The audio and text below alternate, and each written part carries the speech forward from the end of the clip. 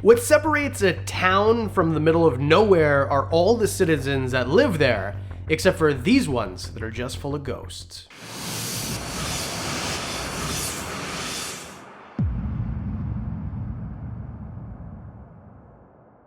A ghost town or a ghost city is a city that used to be very populated, that used to have an economy and all sorts of businesses and reasons to go there, and for some reason, one or another, now they're completely empty. And on the top of the list of the most famous is Bodie, California. If you go to Bodie, California today, it looks like this, but it wasn't always that way. Bodie was established just before 1860 following the discovery of gold by W.S. Bodie. The 1860s were the beginning of the gold rush and really the golden era of it. If you could find gold, you could get rich, and it was all over the West Coast. And Bodie was no different. It was a booming gold mining town in the 1870s, and during its peak, Bodie had a population of over 10,000 people, which sounds crazy because California now has more people than Canada does, but 10,000 people at the time would have made it one of the largest cities in California. The town was notorious for its lawlessness. This is what earned it the reputation as a place full of violence,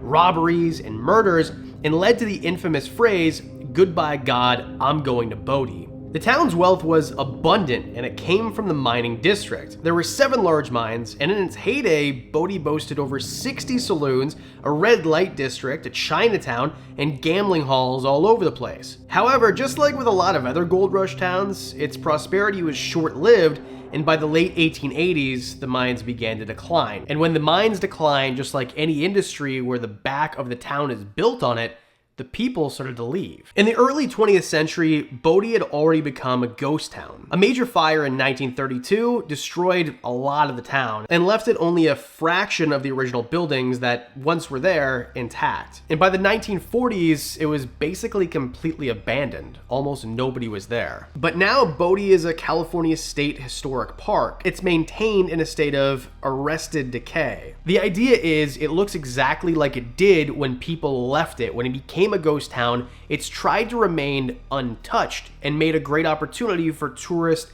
photo ops and things like that. Rather than letting it just disappear and people do whatever they want to the town, there is an effort to preserve the way that it looks so people will come and remember what once was. Towns in the West being abandoned makes sense. Towns that once had gold and no longer did, or maybe railway stations that no longer were, or Highway 66, which was no longer as prevalent with the highway system, which we'll get into in a second. But why is there a ghost town in the middle of Pennsylvania? Centralia, Pennsylvania is nearly deserted. This is a town in Columbia County, Pennsylvania, and once it was a thriving coal mining community, it became famous due to an underground fire that started in 1962 and still burns to this very day. Centralia was founded in 1866, and it was a great place because there was lots of coal and therefore lots of jobs, as coal was one of the main sources of energy at the time. And in the middle of the 20th century, the town's population peaked to over 2,000. Coal mining was its primary industry,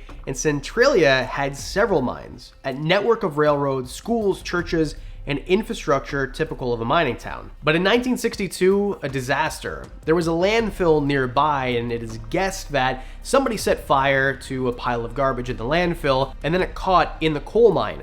Coal mines aren't big, open, empty pits. There's lots of arteries where it would branch off. And in these mines, there is tons of coal that can burn for a very long time. And there was efforts to extinguish the fire, but nobody could. And just to give you an idea of how long this fire has been burning, JFK was still alive when the fire was set. Over the following decades, the underground fire released tons of toxic gases and caused the ground to become dangerously unstable.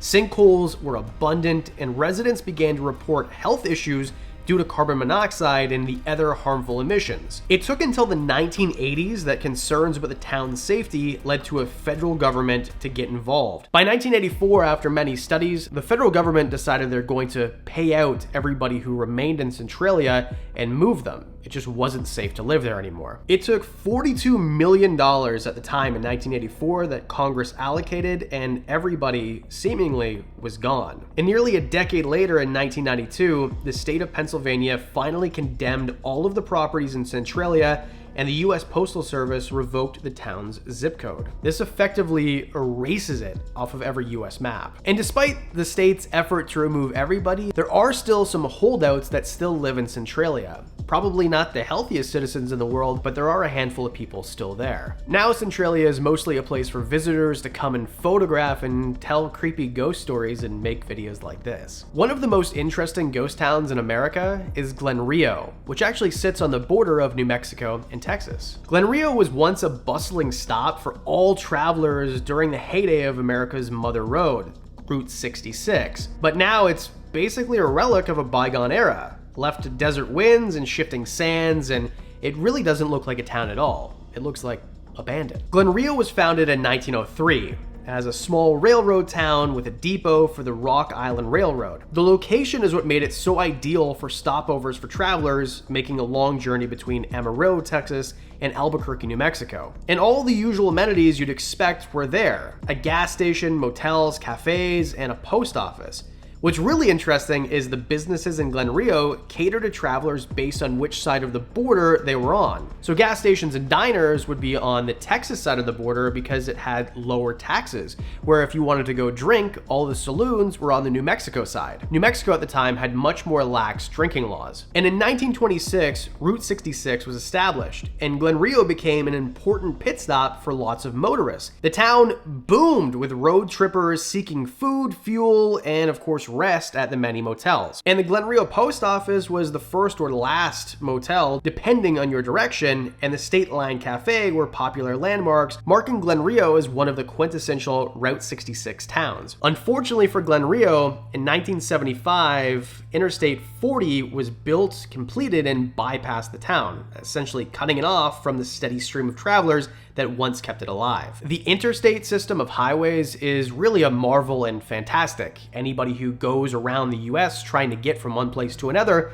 likely uses it. But one of the misfortunes of this really great system is places like Route 66, which used to traverse a long way in the US, it just isn't viable to travel that way if you're trying to be the most efficient. You're going to use the interstate system instead, which means a lot of these cities and towns along Route 66, they're just gonna die. Last on our list is St. Elmo, Colorado, and perhaps the most famous one that you can read about. And that's because St. Elmo is one of the best preserved ghost towns in all of the American West. St. Elmo was founded in 1880, and it was a mining town for gold and silver. It was originally known as Forest City, later changing its name. The name was changed to St. Elmo to avoid confusion with another forest city in the state, and at its peak had 2,000 residents and really was a great place. Hotels, saloons, general stores, telegraph office, schoolhouses, everything that you'd imagine a city of that time to have, it had. It truly was a bustling city. The problem with these towns is their success is directly tied to the industry there.